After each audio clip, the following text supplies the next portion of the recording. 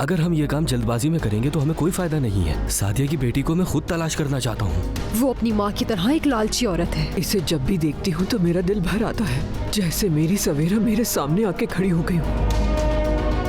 वो लोग इतने हैरान क्यों हो गए थे? कोई ना कोई मसला जरूर है इन लोगों के बीच। अब आया है हिसाब बराबर करने का वक्त नसरीन। तुम्हारी वजह से जेल की सलाखों के पीछे गया मैं। ये नेकलेस गले में पहनने के बाद भी तुम्हें शर्म नहीं आती? तुम्हें अपने हर एक के किए का हिसाब चुकाना होगा। तुमने जिनके दरवाजे पर जाकर नसरीन को धमकी दी है ना, वो तुम्हारे खिलाफ पुलिस में शिकायत दर्ज करवाते हैं। सबा और मरियम को हम पर शक नहीं होना चाहिए, ये याद रखिएगा।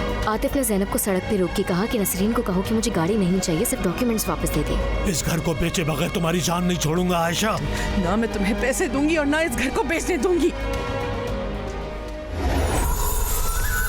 देखिए ड्रामा सीरियल इश्क एक गुनाह कल रात 7 बजे सिर्फ ऑन टीवी पर।